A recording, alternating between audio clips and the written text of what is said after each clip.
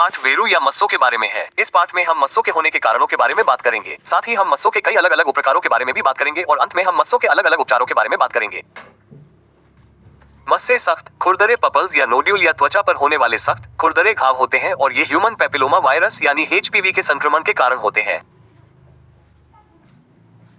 HPV के लगभग 150 अलग अलग उपप्रकार होते हैं। मैं यहाँ जिनके बारे में बात करना चाहता हूँ वे मुख्यतः एचपीवी 1 है।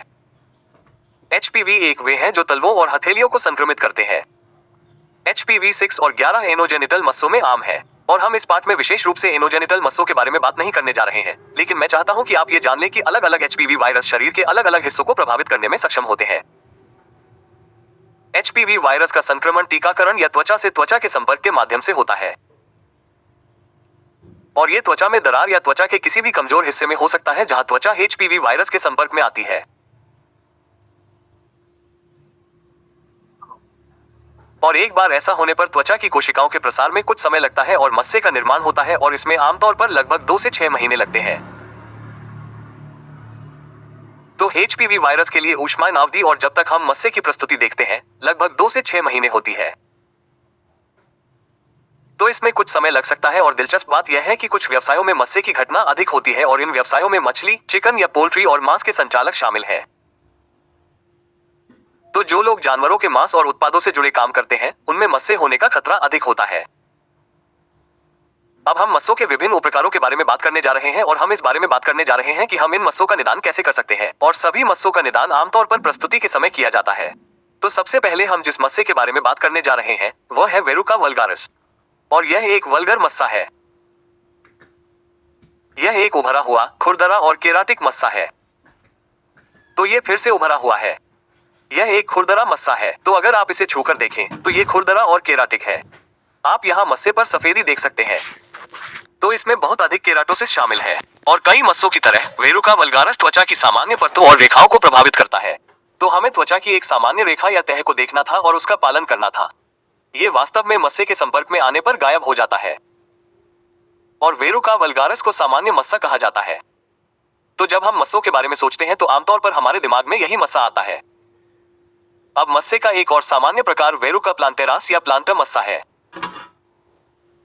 ये मस्से पैरों के तलवों पर होते हैं और इनका निदान करने का एक तरीका यह है कि ये आमतौर पर चपटे होते हैं।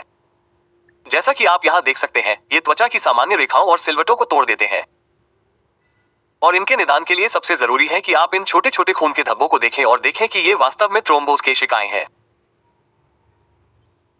इसलिए इन्हें प्लांटर वॉर्ट्स के नाम से भी जाना जाता है और इनमें हाइपरकोटोसिस भी होता है। आप मस्से के अंदर की त्वचा का सफेद होना देख सकते हैं। इन्हें याद रखने का सबसे आसान तरीका है प्लांटर को पैरों के रूप में समझें। बरूका प्लांटेरा मस्से पैरों को प्रभावित करते हैं और मैं आपको याद दिलाना चाहता हूं कि इन मस्सों के निदान के लिए सबसे जरूरी है थ्रोम्बोस केशिकाएं। ये खून के छोटे छोटे धब्बे होते हैं। अब हम जिस दूसरे प्रकार के मस्से के बारे में जानेंगे वो है वेरुका प्लाना और वेरुका प्लाना चपटे होते हैं। तो आमतौर पर ये चपटे होते हैं। हो सकता है कि थोड़े उभरे हुए हो, लेकिन वेरुका वल्गारा जितने उभरे हुए नहीं होते और इनका रंग मांस जैसा होता है। यह इनके निदान के लिए सबसे जरूरी है। इन्हें चपटे मस्से के नाम से जाना जाता है। अब वेरुका प्लाना को याद रखने का तरीका यह है कि वे सादे होते हैं। वे त्वचा पर होने वाले एक साधारण घाव होते हैं। वे सादे इस अर्थ में होते हैं कि वे आपकी सामान्य त्वचा के समान रंग के होते हैं। एक और प्रकार का मस्सा फिल्म के आकार का मस्सा होता है और फिल्म के आकार के मस्से की कुछ अलग खासियतें होती हैं। आमतौर पर वे बहुत उभरे हुए होते हैं और उनमें उंगली की तरह उभार होता है। इसलिए अगर आप इस मस्से को ध्यान से देखेंगे तो आपको ये सभी छोटी उंगली की तरह उभार दिखाई देंगे जिन्हें हम पोरुंक्यूलेटेड कहते हैं। तो इस तरह से आप उंगली की तरह उभार वाले मस्से को देखकर निदान कर सकते हैं। यह एक फिल्म है। तो अब जब हम मस्सों के इन विभिन्न उपप्रकारों को जान गए हैं तो हम उनका इलाज कैसे करते हैं। उपचार वास्तव में रूढ़िवादी हो सकता है। कई बार मस्से अपने आप ही ठीक हो जाते हैं, लेकिन यह व्यक्ति की उम्र पर निर्भर करता है। बच्चों के साथ नियम यह है कि 2/3 बच्चों में मस्से लगभग 2 साल में ठीक हो जाते हैं या ठीक हो जाते हैं, जबकि वयस्कों में इसमें ज्यादा समय लग सकता है, शायद कई साल या उससे भी ज्यादा। और यह इस बात पर निर्भर करता है कि व्यक्ति की उम्र कितनी है, उसकी प्रतिरक्षा प्रणाली कैसी है। इसलिए अगर आप इन मस्सों को अपने आप ठीक नहीं कर पा रहे हैं तो आप अलग अलग तरीकों का इस्तेमाल कर सकते हैं। आप सैलिसिलिक एसिड और क्रायोथेरेपी का इस्तेमाल कर सकते हैं। क्रायोथेरेपी मस्सों के इलाज का एक बहुत ही आम तरीका है, खासकर डॉक्टर के यहाँ। तो आप देख सकते हैं कि मस्सों को जलाने के लिए लिक्विड नाइट्रोजन का इस्तेमाल किया जाता है। फिल्मी मस्सों के लिए आपको एक छोटा सा ऑपरेशन करना पड़ सकता है जिसे हम स्निप एक्सिशन कहते हैं।